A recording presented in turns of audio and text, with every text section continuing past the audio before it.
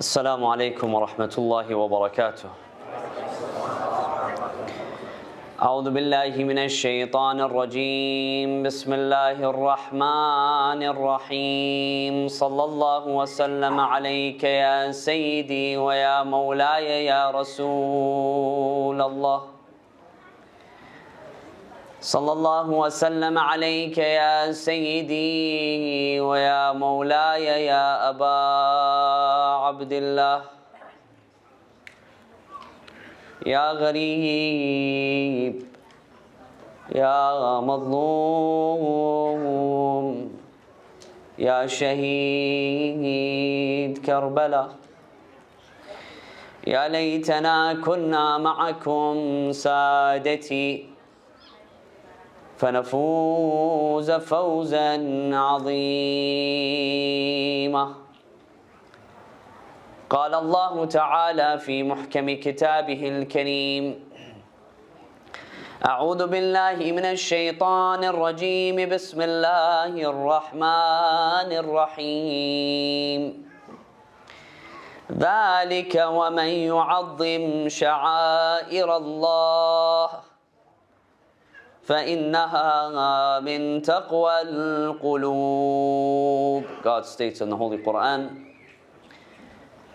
and whoever holds in honor the symbols of God, such an honoring stems from the piety of the heart. Amanna billah. Sadaqallahu al-aliyyul azim.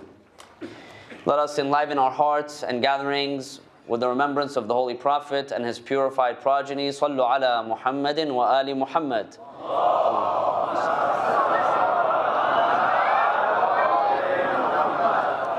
For the past 10 days and nights, we have gathered together to attend the majalis and the gatherings of Abu Abdullah al-Husayn. And we have together observed grief and mourning. Many of us have sponsored events and food in the name of Imam Husayn.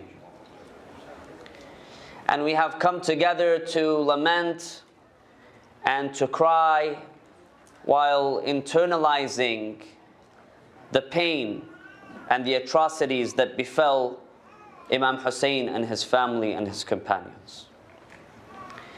And in observing these rituals of mourning and remembrance, we ask Allah subhanahu wa ta'ala to accept these deeds and to accept from us our participation in these majalis. We ask Allah to bless us and to reward us. We ask Allah subhanahu wa ta'ala here in this community to bless those who spent tireless hours and efforts to organize, to put together these programs. Those who were helping us in the parking lot, these brothers and sisters, they spend most of their time outside, whether it was hot under the sun or it was raining or it didn't matter. They spent hours outside managing the parking and the traffic and security. We thank them and we ask Allah subhanahu wa ta'ala to bless them and their families. We ask Allah subhanahu wa ta'ala to bless those who cooked food, prepared food. We ask Allah to bless those who recited the Quran, those who recited the Nohas, those who recited Sina Zanin. And of course, on the top of this list, we ask Allah to bless our brother and our community teacher and leader, Hajaga Shewani, and all of the organizers and all of the participants, each and every one of us. We ask Allah subhanahu wa ta'ala to reward us for the little that we offered in remembrance of Abu Abdullah al-Husayn. But the question that we ask now is, what is next? We came together, we commemorated, we grieved, we wept, we mourned, we listened, we participated for the past several nights. What comes next? Where do we go from here? And to answer this question, it's important for us to recognize that as human beings, we often display three types of reactions to any event. One type of reaction is an emotional reaction. Something happens and my heart is touched. My feelings and my emotions are stirred and moved. This is one type of reaction. It's an emotional reaction. A second is what we can call an intellectual reaction. When we take time to reflect, to contemplate, to think, to analyze over a particular event or experience. And the third is what we can call an active reaction. And that is when our emotional reaction and our intellectual reaction, they come together in order to push us to act with an active response, to engage in action. Now, if you look at an example, right, just to make this a little bit clearer. Take the example, God forbid, if you get into a car accident. May Allah subhanahu wa ta'ala protect us and our families and our communities. But imagine, some of you may have experienced a car accident, right? Imagine if you experience this event, a car accident. You'll find that the very first reaction that you have is an emotional reaction. You're shocked. You might be afraid. You might begin to panic because you don't know what happened. Usually, car accidents happen suddenly, right? So there's an emotional reaction. Some people, they might cry, they might weep, they might feel a sense of shock or panic, right? And then you notice, so this first level, this emotional reaction that you have, then you may notice that you begin to think about the situation. You look around, when you realize that you've gotten into an accident, you start to think.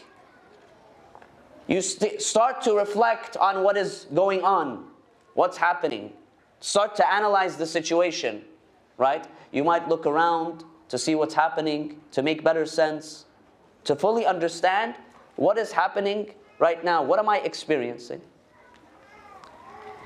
And the third level is that active response. Then you do something about it, right? You might get up, you go and you check on the other passengers, the other people who were involved in the car accident. You check on yourself, you check on your passengers, you may call the police, you may call, the ambulance or what have you, in order to take action after this event. Now, it is only when our response arrives at that third level, that level of an active response, that we may be able to help ourselves and others in this situation. Because if my reaction remains at the emotional level, I'm shocked, I'm crying, I'm weeping, right? I'm afraid.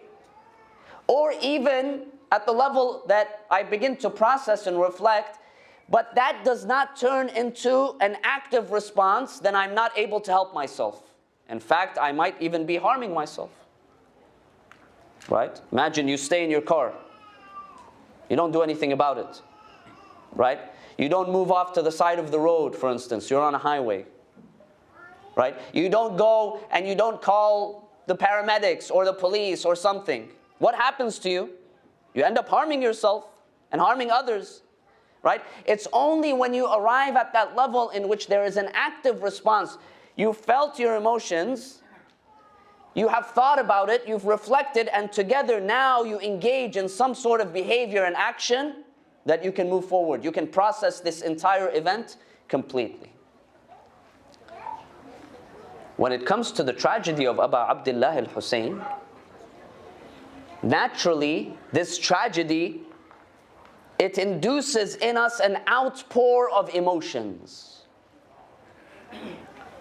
Sometimes all that is needed is the mention of the name of Abbas or Husayn. Today, on the day of Ashura, we woke up and we all realized that today is the 10th of Muharram, today is the day of Ashura. And we thought about it. And we realized that it was a day like today, on the 10th of Muharram, the day of Ashura, that Imam Husayn alayhi salam, he went out and he was brutally massacred. He and his family and his children and his followers. And this naturally, as our respected Hajj al-Shaywani was saying, mentioning just a few moments ago, that any person who has a functioning soul, a functioning heart, when they hear the tragedy of Aba Abdullah al-Husayn, they feel emotional. They grieve, they weep over this tragedy. And in fact, this is something that the Holy Prophet Muhammad sallallahu alayhi wa alihi wa sallam, Allahumma salli, he mentioned and he foretold. He says in the famous statement, إِنَّ لِقَتْلِ الْحُسَيْنِ عَلَيْهِ السَّلَامِ حَرَارَةً فِي قُلُوبِ الْمُؤْمِنِينَ لَا تَبْرَدُ أَبَدًا. Says indeed, in the killing of Husayn alayhi salam, there is a heat, there is a passion in the hearts of believers that never subsides.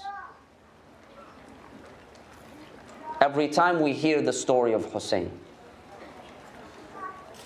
every time we hear the name of Aba Abdullah, we feel this heat in our heart, this passion. It never subsides, never goes away. We always feel that grief and that pain and agony over what happened to him and his family and his companions. The Prophet says this passion in the heart of believers, in the hearts of the believers for Husayn is eternal, it is everlasting. We see it intensifies every time we hear the story of Aba Abdullah. And it lives on generation after generation. And this is why many people across history, when they have read and when they have reflected on the story, the tragic story of Imam Husayn, this has moved them emotionally. This has pushed them. And so we find that naturally the tragedy of Imam Husayn, it induces that first level of reaction, that emotional reaction. But it is imperative for us as the followers of Imam Husayn to be able to move on to the next level. And that is to reflect and to contemplate deeply over the lessons and the morals and the wisdom that we learned from these gatherings and from our emotional response to the tragedy of Aba Abdullah. That we think, we reflect. Because while grieving and mourning and expressing our emotional grief for Aba Abdullah is good, Imam Husayn alayhi salam, he did not sacrifice himself and his family just for us to cry over him.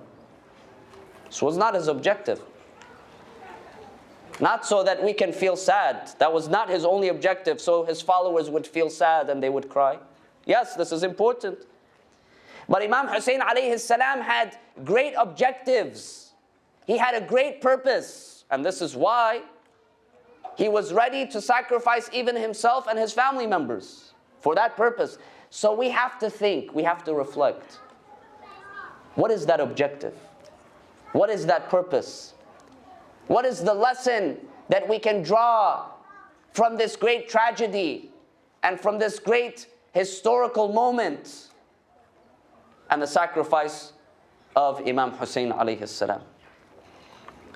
If we want to truly take the lessons of Karbala, then it is incumbent upon us to use our emotional outpour to recharge ourselves. To recharge ourselves. And to be able to act beyond simply the days of mourning and grief. that we take lessons forward, we carry lessons with us after Muharram, after Ashura, that these lessons, they help us in benefiting ourselves and our societies, so that our remembrance of Imam Husayn is not just limited to Ashura. That we live out that passion that we have for Abu Abdullah al-Husayn. That it moves us, that it drives us in order to better ourselves and our societies. So what are some of the lessons? What are some of the major lessons that we can draw from Imam Husayn alayhi salam, from Karbala and from Ashura? There are several lessons. I'd like to briefly introduce or remind you of some of the major lessons that we can think about. One of these lessons, or one of these themes, is that of reform, al-islah. When Imam Husayn decided to leave Medina to go towards Mecca, this is after he rejected the request by the governor of Medina to pledge allegiance to Yazid. Because this was when Imam Husayn was still back in Medina. Yazid, he sent word to all of the major cities, Mecca, Medina, everywhere, that gather the people and especially the leaders of those communities to pledge allegiance to Yazid. So Imam Husayn, he was the leader of Medina. He was the grandson of the Prophet. He was the head of the family of the Prophet. So he was reputable. So Yazid specifically singled him out. He said to his governor, you have to get the allegiance of Al-Husayn bin Ali. And we all know, famously, Imam Husayn, he told the governor, he said, someone like me with my values will never pledge allegiance to someone like Yazid. Never. It's not about one's person. He didn't say that I am the grandson of the Prophet, I am from Bani Hashim, this guy is from another tribe. No, no. He didn't say I am wealthy and he is poor. He didn't say I am white, he's black. He didn't say any of that, right? He said someone of my values, the values that I adhere to, the principles that I adhere to, will not pledge allegiance and submit to someone who has no values like Yazid. And then he decided to leave Medina to go to Mecca. When he decided to go to Mecca, he stated his mission, his purpose on why he is standing up and why he is resisting. And he said, "Inni," in those famous statements, words, he said, "Inni lam akhruj ashiran wala batiran wala mufsidan wala zalima." I'm not standing up to cause mischief and rebellion or for personal gain. وَإِنَّمَا, here's the point. وَإِنَّمَا خَرَجْتُ لِطَلَبِ الْإِصْلَاحِ فِي أُمَّةِ جَدِّي. I stand in order to seek reform of the community of my grandfather. Al-Islah, to reform. Reform means to correct. When something is broken, you try to fix something. Imam Husayn said, my objective is to fix a broken society, a broken community, a decaying society, one that is on the verge of death. And I seek to what? To resuscitate it. So he called out that his mission, his objective, was to seek social reform, reform of society, and reform of the community. And so this is a major lesson that we learn from Imam Husayn. The importance of reform. The importance of working towards the betterment of myself and the betterment of my society. But before I go out and I try to work towards community or social reform, successful reform, dear friends, if we want successful reform in our society, that successful reform begins where? It begins with ourselves. Step one. I was reading once an interview with the former coach of the Florida State University football team. Do we have any college football fans here? Okay, a few. Bobby Bowden, right? For a long time, he was the coach of FSU, the football team. He says in the interview, he says, before I did college football coaching, he says, when I was much younger, I actually used to play baseball. We don't have college football fans. Do we have baseball fans? Don't worry, I'm with you. I'm not a baseball fan either. So he says, I used to play baseball. And he says, I remember very clearly the first day that I was in my uniform, in my jersey, and I went out onto the baseball field, my first game. He says, I remember during that game, the first time I batted. He says, I was excited. People were sitting in the crowd and the audience. They were cheering on. I walked on. It's my first time. I'm so excited. I'm so pumped. You can imagine all the adrenaline that he has, right? And he says, I was standing there and I got ready to bat. He says, I was so excited. He says, the pitcher pitched the ball and I hit the ball with all of the power that I could muster. And he says, it went flying. He says, when I saw this, I went dashing. I threw my baseball bat and I started running. He says, I ran and ran and ran.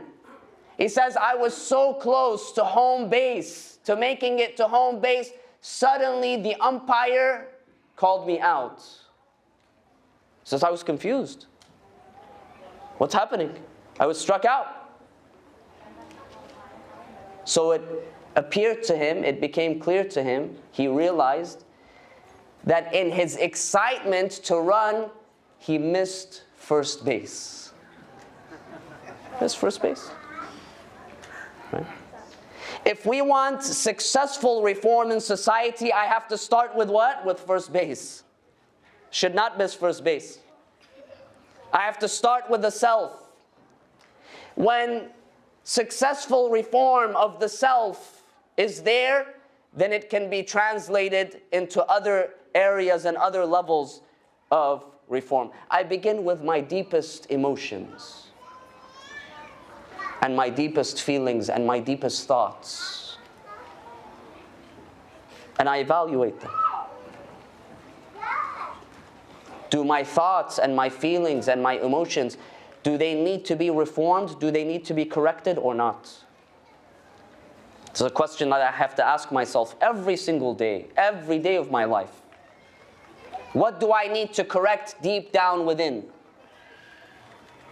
When it comes to some of our selfish behaviors, oftentimes we exhibit selfish behaviors, right? We enjoy putting ourselves before others. Comes natural to us. It's difficult for me to put others before myself. Selflessness is much more difficult than selfishness. It's easier. But Imam Husayn alayhi salam and all of the Ahlul Bayt, they teach us the power of being selfless, of not being selfish. You know, one of the powerful lessons in Karbala is one that you may have heard of, is that when Al-Hurr ibn Yazid al-Riyahi, he intercepts Imam Husayn and his companions. Right? Imam Husayn is going towards Kufa. Al-Hurr was a commander of one of the units, 1,000 men he had with him. He intercepts Imam Husayn and he does not allow him to enter Kufa, and he diverts him towards where? Towards Karbala. Al-Hurr was an honorable man. You know, he wasn't just any kind of soldier, right? He had honor. He had honor, he had wisdom, right? And he knew who this person was. He knew this is the grandson of the Prophet. And so the tradition tells us throughout this whole process, Al-Hurr was very respectful of Imam Husayn. But he was a commander of an army, and he had orders. So the traditions, they tell us when Al-Hurr and his army, they arrive, 1,000 soldiers, they have horses, they arrive. They arrive and they are exhausted. And they are thirsty. And Imam Husayn and his family and his companions, they notice this. What does Imam Husayn do? Imam Husayn turns to his companions and his family members. He says, we have water with us. Give to the soldiers, they are thirsty. Give to their horses, their animals, they are thirsty.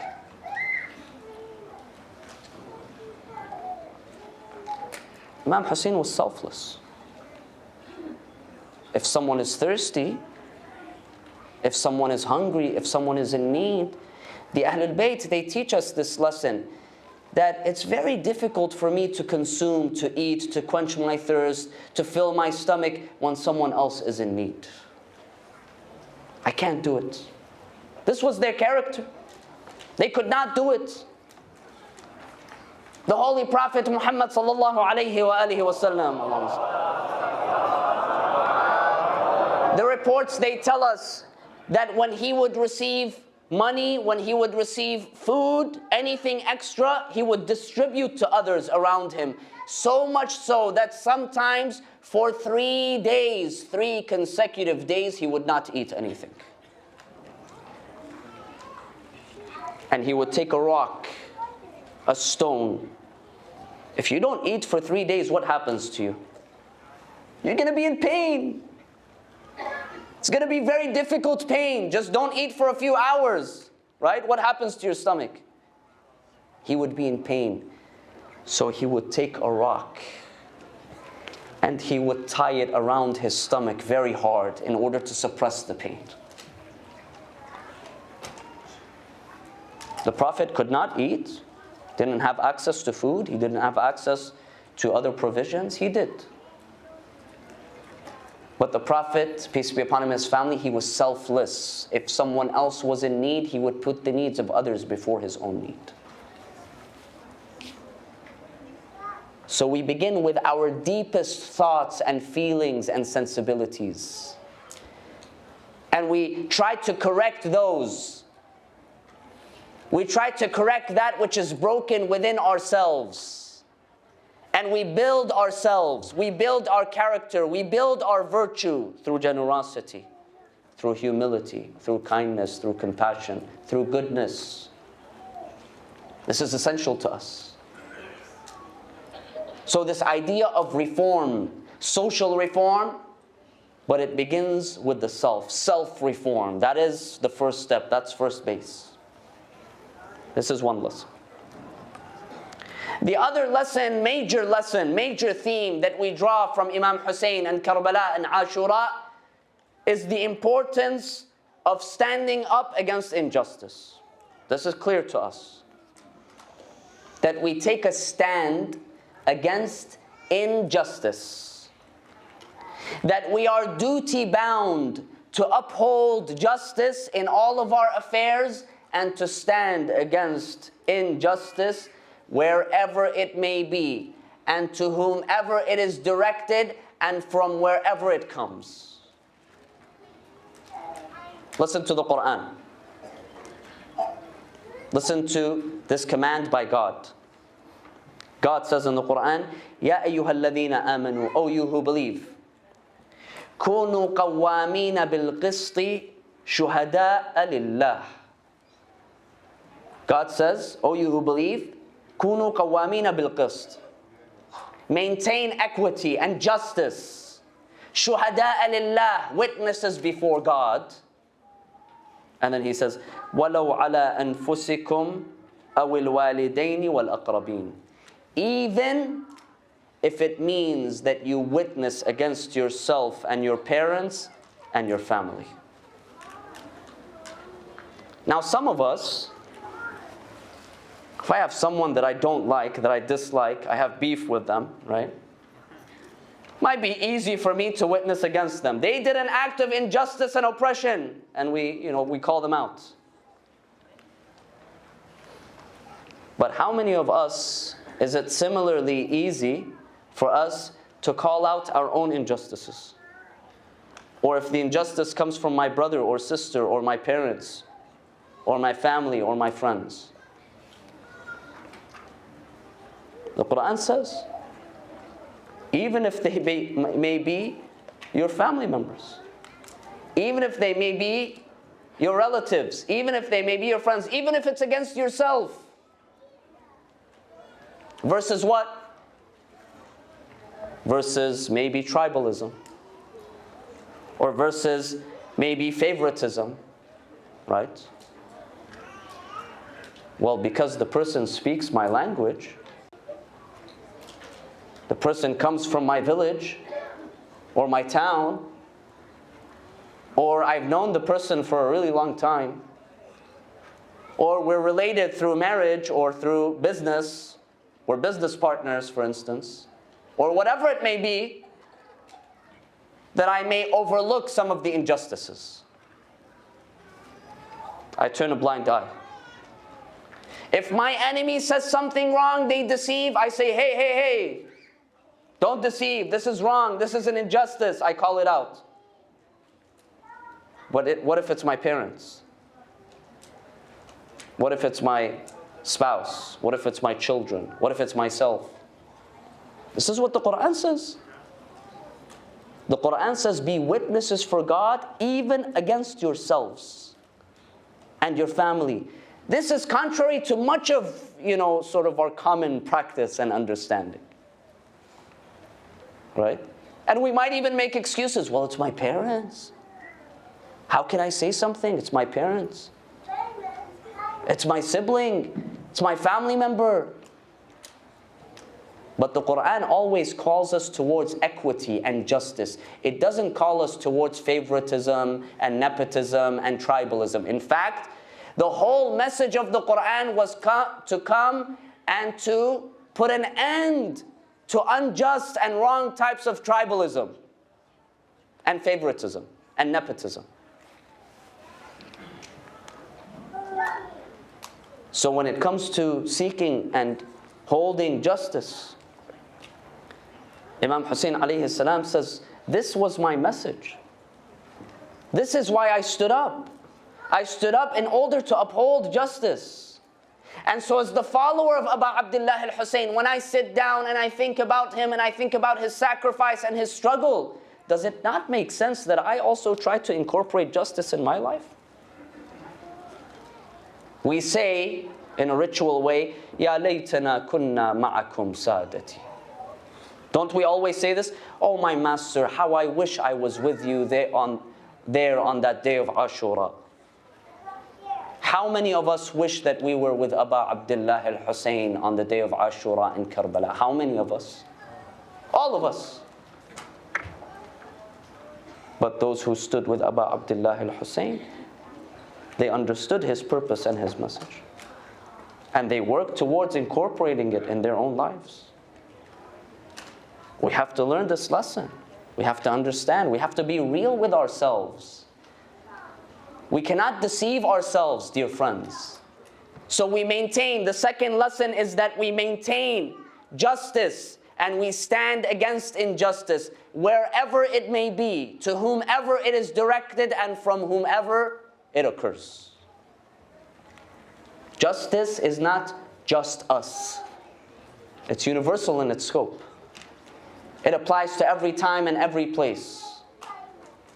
And we have to be able to incorporate this into our own lives. This is number 2. And number 3 is the issue of what is known as al-amr bil-ma'ruf wal-nahy anil munkar, enjoining good and forbidding evil. This comes from the call of Imam Husayn. I did not rise up in order to seek rebelliousness or mischief. I seek to reform the nation of my grandfather. أريد أن آمر بالمعروف وأنهى عن المنكر. I seek to enjoin and encourage good and to discourage evil and immorality. Now this, for some of us, this feels a little we're a little uneasy when it comes to the issue of enjoining good and discouraging evil. Because we think of it as what? As getting into people's business. Right? Oftentimes, we don't want someone to come and to tell me what's right and wrong, especially if I don't know you. I don't know you, right? That's the first reaction. If someone who I don't know comes and tells me, hey, listen, you know, maybe you should be doing this, maybe you should rethink this issue. What's the first reaction? Bro, you don't know me. Like, who are you? Who are you to tell me what to do or what not to do? You don't even know me, right?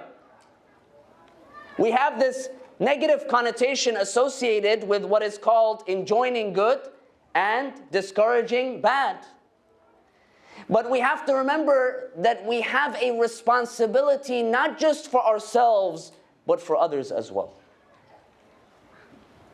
This is what it means to be part of a brotherhood and a sisterhood of Islam. This is when the Quran says, إِنَّمَا الْمُؤْمِنُونَ إِخْوَةً. The believers are brothers, they are sisters. It's trying to overcome this challenge that we have where we are no longer strangers. The Quran is saying, yeah, you might not know the person, but they are your brother and your sister.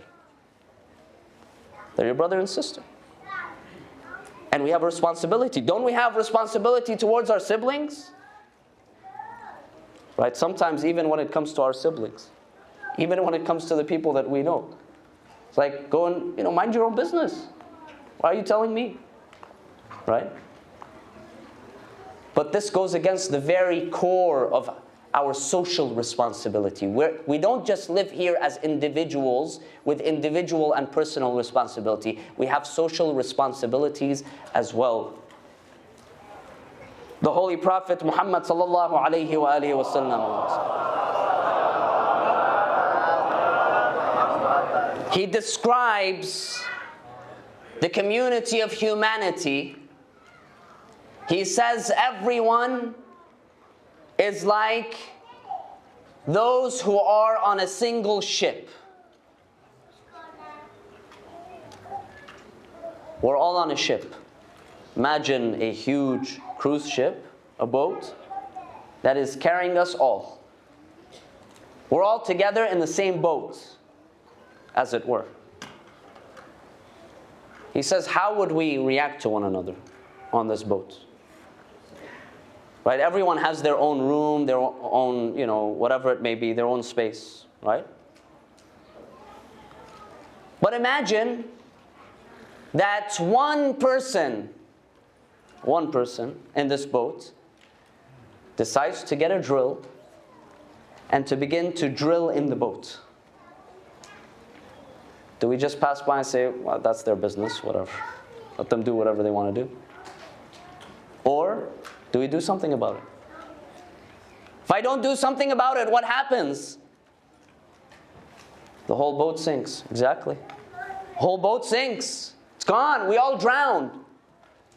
The Prophet tells us that we have a responsibility towards one another, dear friends. Now, of course, that responsibility, the way that we exhibit this responsibility through encouraging one another toward good, through discouraging evil, there's a way to go about doing it. You don't go around with a stick and you beat people and you force them to do stuff. No. There's a way to go about doing it. There's a way. This is why even one of the interesting things, in fact, every time this couple is brought together, al-amr bil-ma'ruf wal-nahy 'anil munkar, it is always enjoining good that comes before forbidding evil. Al-amr bil-ma'ruf wal-nahy 'anil munkar. This in itself might be a lesson, that before you go and you discourage that which is wrong, maybe you should first encourage that which is good. What we say, how we go about doing this, there are methods, there are ways. Ways that are effective and efficient. You don't have to be snobby. You don't have to engage in sort of holier than thou kind of behavior. Right? So the issue of enjoining good I have responsibility towards my spouse. If I love my spouse, if I love my children, if I love my family members, if I really love them, then I care not just about their safety and security in this life, I care about their safety and security in the hereafter. If God forbid they're doing something wrong, something that is clearly wrong, that I try to discourage them. I say, hey, listen, there are consequences to this act. If they're doing something good, I encourage them. I uplift them. That's what it means to have true love for someone. This is why Imam Husayn alayhi salam, when he would stand, we read the maqtal earlier this morning. How many times did we hear that Imam Husayn, he stood before the soldiers and he spoke out to them? How many times did he give them speeches? Imam Husayn didn't have anything better to do? Stand up in front of people and give them speeches? And in fact, he would stand and he would weep. And this was also the custom of his grandfather, Rasulullah sallallahu alayhi wa alihi wa sallam. That they would cry. Cry over what? When they're speaking to others. Because of their concern for others. طَاهَ مَا أَنزَلْنَا عَلَيْكَ الْقُرْآنَ لِتَشْقَى. God is telling the Prophet, oh Taha, we did not reveal the revelation upon you so that you could be distressed, so that you could always be sad. Why? Because the Prophet, he would go out, he would speak to people, he would remind them of their responsibilities, and what would they do? They would reject him. Is he crying because they rejected him as a person? He's sad? He's been rejected? No. Because he cares for them. Because he cares for their life and their hereafter. And this is what it means to care for someone. You want to support them when they do good. You want to encourage them. And also you want to remind them if they're slipping, if they're making mistakes. This is number 3. And finally, the last major theme and lesson that we can speak about is learning to recharge ourselves through patience. As-sabr. الذين إذا أصابتهم مصيبة قالوا إنا لله وإنا إليه راجعون. Quran says, when you face challenges, when you face difficulties, that you display patience. That you display patience. We know there are types of patience. There is displaying patience when it comes to observing acts of obedience. You have to be patient, resilient. It's not easy for me to wake up at 4:30 in the morning every single day. Especially if I've been watching Netflix all night and I just fell asleep at 2 o'clock. It's difficult, right? It's difficult.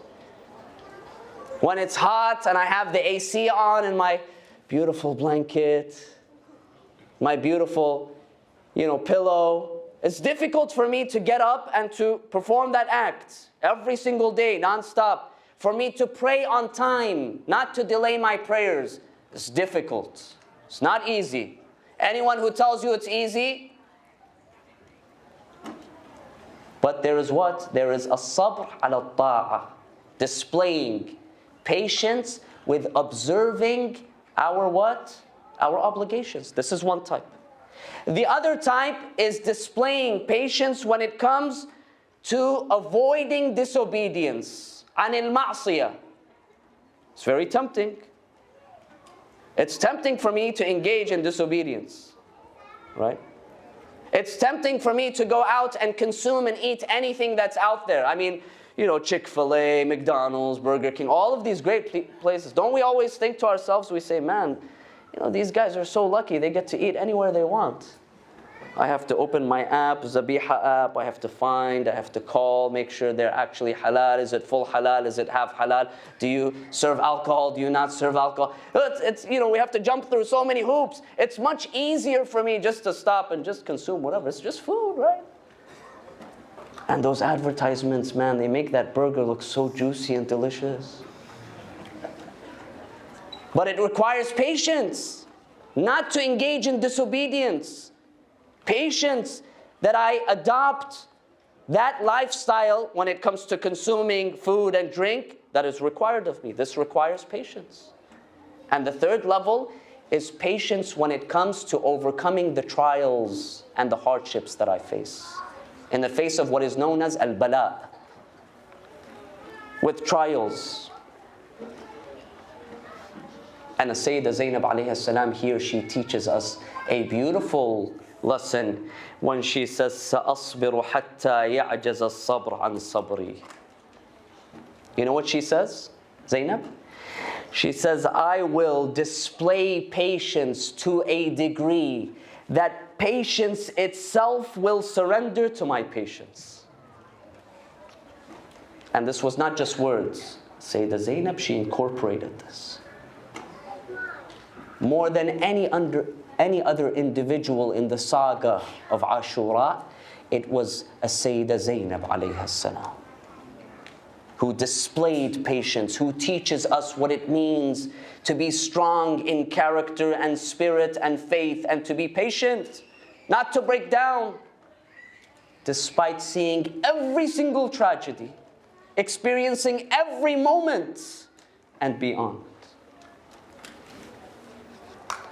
For Imam Husayn alayhi salam, for Ali al-Akbar, for Abu al-Fadl al-Abbas, even for Ali al-Asghar, for the companions, their tragedies, they ended on the afternoon of the day of Ashura. But for Sayyidah Zainab,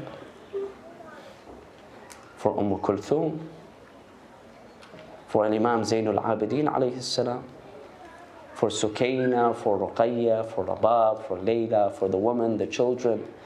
Not only did they experience those challenges and those tragedies on the morning of the day of Ashura and in the lead up, but what happened to them on that afternoon and that evening? Like tonight, the afternoon and the evening of the day of Ashura.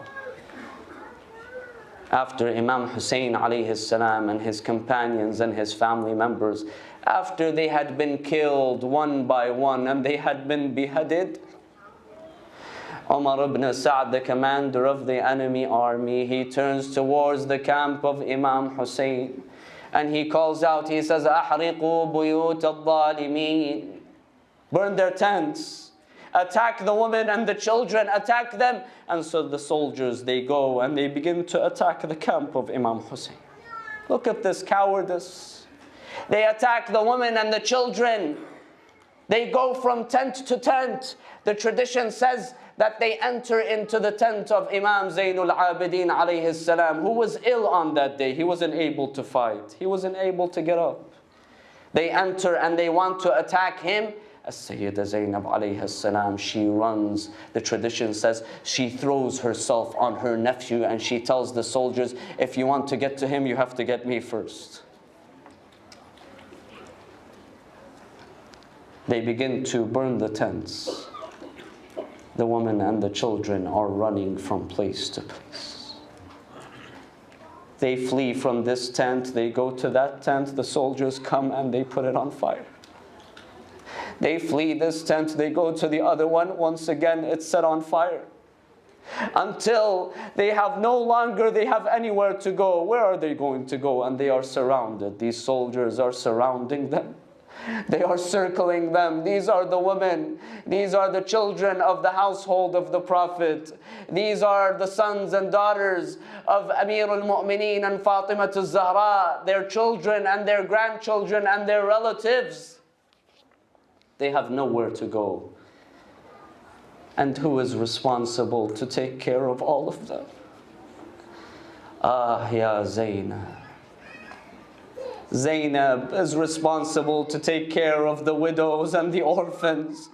Who does she console? Who does she help? This one is crying over her husband. That one is crying over her father. That one is crying over her son. That one is crying over her brother. Who does she console? Who does she turn to? The tradition says that when night set, what a difficult night this was on the women and children. They no longer have any support. They are frantic. They have experienced all these tragedies, and now they are all alone, and night has set in, the darkness has set in. What are they going to do during these moments? The tradition says that Zainab alayha salam, she's trying to keep all of the women and children together. She wants to protect them. She looks around. She notices that one of the girls is missing. Who is missing? Sukayna is missing. She goes around, she begins to ask, where is Sukayna, the daughter of Aba Abdullah al-Husayn? She goes around in the night, she's running around. The dead bodies are all scattered.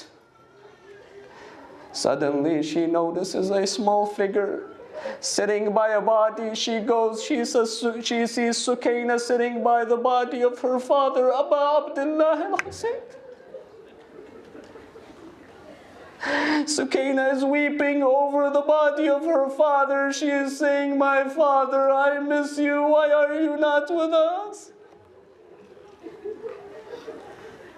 Zainab takes Sukayna. She brings her back to the camp. When she brings her back, now she's looking around. She notices there is another woman who is missing. Who is missing? It is Rabab. She asks, where is Rabab? They don't know where Rabab is. Zainab goes around looking for Rabab. She sees in the darkness Rabab is sitting on the ground by a small grave. She is by the grave of her son Ali al-Asghar, the infant who was slain. Zainab approaches, she calls her, she says, Rabab, is that you? She says, yes, Zainab, this is me, Rabab. She tells her, what are you doing out here? She tells her, oh, Zainab, I have come towards my son. I miss my son. My son who was in my hands all the time, my son who was on my chest all the time. I miss him. I want my son, Zainab. She takes her back, Rabab, she takes her back. Now she looks around, she sees there's another woman missing. This time who is missing? It is her own sister, Kulthum. She says, she asks, where is Kulthum? She goes out looking, she keeps going, looking around, she can't find Kulthum. So Zainab, she proceeds further. She sees Kulthum is walking far away. She's walking away from where everyone else. She calls her, she says, Kulthum, where are you going? Is this you? She says, yes, my sister Zainab. She tells her, oh, Kulthum, where are you going? Why have you strayed so far? Why have you gone so far? She tells her, oh, Zainab, I am going to see our brother Abbas. Inna lillah wa inna ilayhi raji'un. وسيعلم الذين ظلموا أي منقلب ينقلبون والعاقبة للمتقين. صلى الله وسلم عليك يا سيدي ويا مولاي يا أبا عبد الله. صلى الله وسلم عليك وعلى الأرواح التي حلت بفنائك. عليكم مني جميعا سلام الله أبدا ما بقيت وبقي الليل والنهار ولا جعله الله آخر العهد مني لزيارتكم. السلام على الحسين وعلى علي بن الحسين وعلى أولاد الحسين وعلى أصحاب الحسين جميعا ورحمة الله وبركاته. And for the souls of all of the marhumin, the mu'mineen and mu'minat, let us recite Surah Al-Fatiha مع الصلاة على محمد وآل محمد.